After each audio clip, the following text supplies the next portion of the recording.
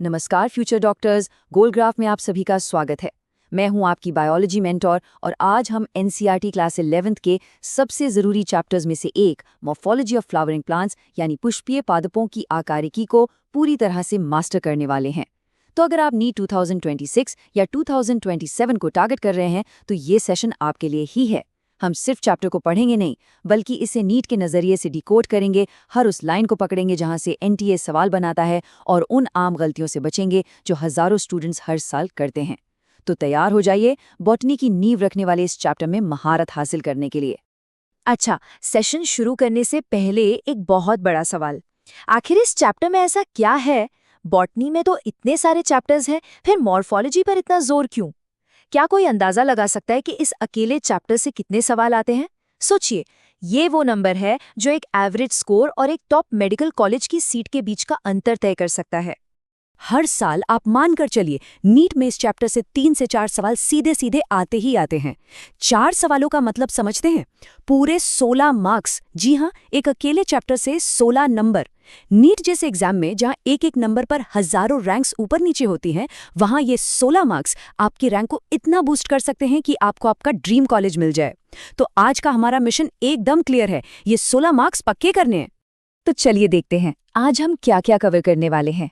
सबसे पहले हम समझेंगे कि ये चैप्टर नीट के लिए इतना जरूरी क्यों है। फिर एक एक करके पौधे के पार्ट्स, जड़, तना, पत्ती को एकदम कॉन्सेप्ट से समझेंगे। इसके बाद आएगा सबसे हाई यील्ड सेक्शन यानी रिप्रोडक्टिव स्टेज, जिसमें हम पुष्प क्रम और पुष्प को मास्टर करेंगे। फिर फ्लोरल फैमिलीज को फ्लोरल फॉर्मूला के साथ याद करने की ट्रिक सीखेंगे, कुछ कॉमन नीच ट्रैप्स को तोड़ेंगे और आखिर में पूरे चैप्टर का एक हाई स्पीड रिवीजन करेंगे। तो सेक्शन 1 शुरू करते हैं। देखिए, मॉर्फोलॉजी यानी आकारिकी का सीधा सा मतलब है पौधे के बाहरी स्ट्रक्चर की स्टडी करना। हम पौधे को बाहर से देखकर उसके अलग अलग हिस्सों जैसे जड़, तना, पत्ती, फूल, फल के बारे में पढ़ते हैं। एक तरह से ये चैप्टर बॉटनी की ABC है। अगर आपको पौधे पहचानने हैं, उन्हें क्लासिफाई करना है, तो मॉर्फोलॉजी की समझ होना बहुत ज़रूरी है। और इसीलिए नीट एग्जामिनर्स को इस चैप्टर से कंसेप्चुअल और एग्जाम्पल बेस्ड दोनों तरह के सवाल पूछना बहुत पसंद है। अब इस स्लाइड पर लिखे हर पॉइंट को जरा ध्यान से समझिए। ये चैप्टर अकेला नहीं है, ये बॉटनी का हब है जो बाकी चैप्टर से जुड़ा है। जब आप प्लांट एनाटॉमी पढ़ेंगे तो डाइकॉट और मोनोकॉट स्टेम की बात होगी, जिसका बेस यही है। प्लांट किंगडम में एंजियोस्पर्म्स को समझने के लिए मॉर्फोलॉजी चाहिए। प्लांट फिजियोलॉजी में जब ट्रांसपोर्ट पढ़ेंगे तो रूट के एब्जॉर्प्शन का फंक्शन यहीं से क्लियर होगा। और हाँ, इस चैप्टर के डायग्राम्स, एनसीईआरटी में दिया गया हर एक डायग्राम एक पोटेंशियल क्वेश्चन है। और सबसे जरूरी, प्लांट फैमिलीज का सवाल तो हर साल पक्का ही होता है, जो बिना मॉर्फोलॉजी के हो ही नहीं सकता। तो चलिए अब चैप्टर के कोर कॉन्सेप्ट्स पर आते हैं। हम पौधे को बिल्कुल जमीन से समझना शुरू करेंगे, यानी उसके underground part, the root system से। ये रही एनसीईआरटी की पहली ही लाइन जहां से सवाल बनता है। ज्यादातर डाइकॉट पौधों में जब बीज उगता है तो उसके रेडिकल यानी मूलांकुर से एक प्राइमरी रूट निकलती है जो सीधे मिट्टी में जाती है। इसी प्राइमरी रूट और उसकी ब्रांचेस को मिलाकर बनता है टैप रूट सिस्टम। इसके 3 मेन काम हैं। पहला, पौधे को मिट्टी में मजबूती से पकड़कर रखना। दूसरा, मिट्टी से पानी और मिनरल्स को एब्जॉर्ब करना। और तीसरा, कुछ पौधों में फूड स्टोर करना, जैसे आप गाजर या शलजम में देखते हैं। अब इन दोनों डायग्राम्स को ध्यान से देखिए। ये एनसीईआरटी के फिगर 5.2 हैं। लेफ्ट में है टैप रूट सिस्टम, जिसका बेस्ट एग्जाम्पल है सरसों का पौधा। आप देख सकते हैं कि एक मेन प्राइमरी रूट है और उससे साइड में ब्रांचेस निकल रही हैं। ये डाइकॉट्स की पहचान है। और राइट में है फाइब्रस रूट सिस्टम। मोनोकॉट्स जैसे गेहूं में प्राइमरी रूट ज्यादा दिन नहीं टिकती और उसकी जगह तने के बेस से बहुत सारी एक जैसी जड़ें गुच्छे में निकल आती हैं। इसीलिए इन्हें रेशेदार या फाइब्रस रूट कहते हैं। एक और टाइप होता है एडवेंटिशियस रूट्स, जो रेडिकल को छोड़कर पौधे के किसी भी और हिस्से से निकल सकती हैं, जैसे घास में या बरगद के पेड़ में। तो जड़, तना और पत्ती के बाद अब हम पौधे के सबसे खूबसूरत और कॉम्प्लेक्स हिस्से यानी फूल की तरफ बढ़ते हैं। नीट के नजरिए से देखें तो चैप्टर का ये हिस्सा सबसे ज्यादा हाई यील्ड है। यहाँ से आपको टर्म्स, डेफिनेशंस, डायग्राम्स और एग्जाम्पल्स हर तरह के सवाल मिलेंगे। इनफ्लोरेसेंस यानी पुष्प क्रम का मतलब है कि शूट पर फूल किस पैटर्न में लगे हैं। ये नीट का एक फेवरेट टॉपिक है। इसके दो मेन टाइप्स हैं, रेसिमोस और साइमोस। रेसिमोस में मेन एक्सिस बढ़ता ही जाता है और फूल साइड में लगते हैं, एक्रोपेटल ऑर्डर में, मतलब नए और छोटे फूल ऊपर की तरफ और पुराने फूल नीचे की तरफ। जबकि साइमोस में मेन एक्सिस की ग्रोथ रुक जाती है क्योंकि उसके टिप पर एक फूल आ जाता है। इसमें फूल बेसिपेटल ऑर्डर में लगते हैं, यानी पुराना फूल सबसे ऊपर और नए फूल नीचे की तरफ। ये जो फंडामेंटल डिफरेंस है, ये स्टेटमेंट बेस्ड क्वेश्चंस में बार बार पूछा गया है। चलिए अब एनसीईआरटी के फिगर 5.7 को डिकोड करते हैं। एक टिपिकल फूल में 4 घेरे या वर्ल्स होते हैं। सबसे बाहर वाला घेरा है कैलिक्स, जिसकी यूनिट को सेपल कहते हैं। उसके अंदर है कोरोला, जिसकी यूनिट को पेटल कहते हैं। ये दोनों एक्सेसरी ऑर्गन्स हैं।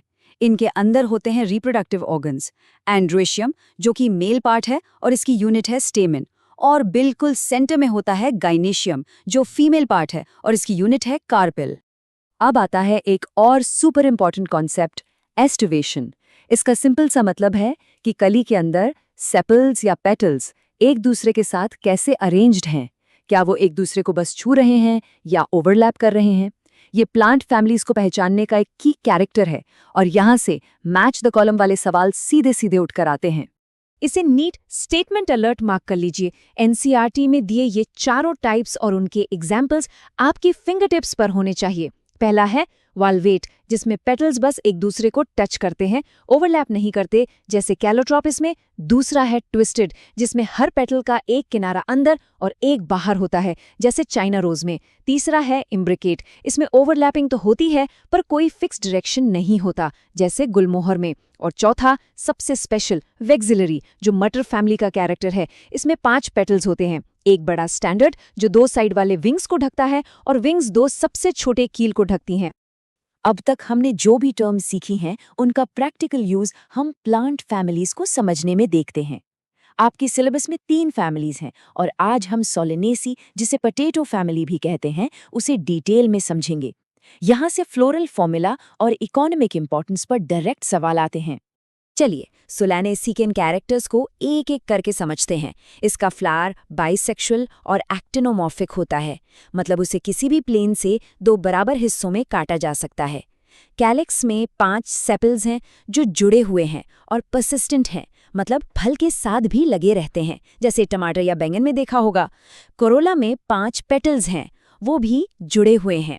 एंड्रोशियम में 5 स्टेमन्स हैं जो पेटल से जुड़े होते हैं। इस कंडीशन को एपीपेटलिस कहते हैं, ये एक इंपॉर्टेंट फीचर है। और गाइनेशियम में 2 कार्पल्स हैं जो जुड़े हुए हैं और ओवरी सुपीरियर है। हर एक टर्म एक पोटेंशियल एमसीक्यू है। स्क्रीन पर जो आप देख रहे हैं ये है फ्लोरल फॉर्मूला, जो पूरे फूल की कहानी कुछ सिंबल्स में बता देता है। सोलेनेसी का फॉर्मूला आपको याद होना ही चाहिए। चलिए मेरे साथ साथ इसको डिकोड करते हैं। प्लस का मतलब एक्टिनोमॉर्फिक, द्वे का मतलब बाइसेक्सुअल, K5 मतलब 5 सेपल्स जो ब्रैकेट की वजह से फ्यूज्ड हैं, C5 मतलब 5 पेटल्स ये भी फ्यूज्ड हैं, A5 मतलब 5 फ्री स्टेमन्स, और G के नीचे लाइन और 2 का मतलब है गाइनोशियम में 2 कार्पल्स हैं, फ्यूज्ड हैं और ओवरी सुपीरियर है। ठीक है, कॉन्सेप्ट्स तो हमने पढ़ लिए, पर क्या हम उन्हें नीट के सवालों पर अप्लाई कर सकते हैं? ये सेक्शन आपकी नॉलेज को टेस्ट करेगा और आपको उन कॉमन ट्रैप से बचाएगा जिनमें स्टूडेंट्स अक्सर फंस जाते हैं। तो चलिए खुद को चैलेंज करते हैं। ये वो सवाल है जो मॉर्फोलॉजी के सबसे कंफ्यूजिंग टॉपिक्स में से एक से आता है, ओवरी की पोजीशन। सवाल ये है कि पेरिजाइनस फ्लावर में ओवरी सुपीरियर होती है या इन्फीरियर। थोड़ा समय लीजिए और सोचिए। ये क्लासिक ट्रैप है। तो यही है वो ट्रैप। पेरिगाइनस का मतलब न तो सुपीरियर होता है न ही इन्फीरियर। इस कंडीशन में ओवरी को हाफ इन्फीरियर कहते हैं। इसके एग्जाम्पल्स हैं प्लम, रोज, पीच। याद रखिए, हाइपोगाइनस फ्लावर में ओवरी सुपीरियर होती है जैसे मस्टर्ड में, और एपीगाइनस फ्लावर में ओवरी इन्फीरियर होती है जैसे ग्वावा और क्यूकम्बर में। एनसीईआरटी का फिगर 5.9 इस कंसेप्ट को समझने के लिए एकदम परफेक्ट है। चलिए अब कुछ नीट लेवल एमसीक्यूज की प्रैक्टिस करते हैं। पहला सवाल इन्फ्लोरेसेंस से है। साइमोज इन्फ्लोरेसेंस में मेन एक्सिस का क्या होता है?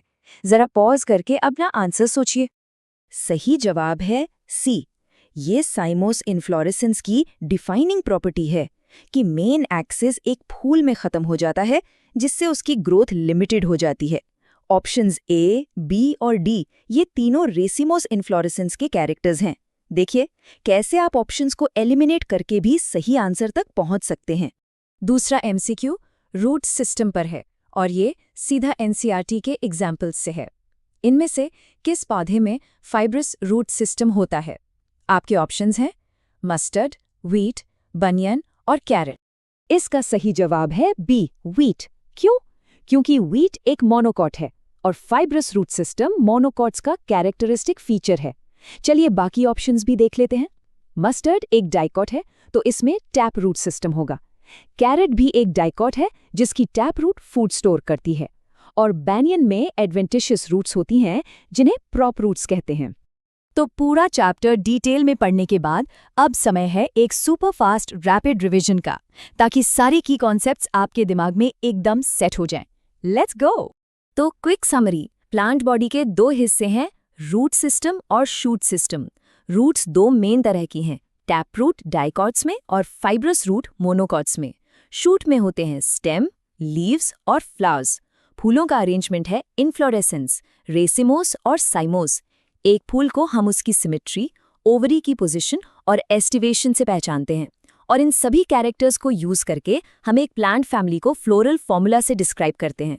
अगर आपको ये सेशन पसंद आया हो तो इसे लाइक करें, अपने नीट एस्पिरेंट दोस्तों के साथ शेयर करें और गोलग्राफ चैनल को सब्सक्राइब करना ना भूलें।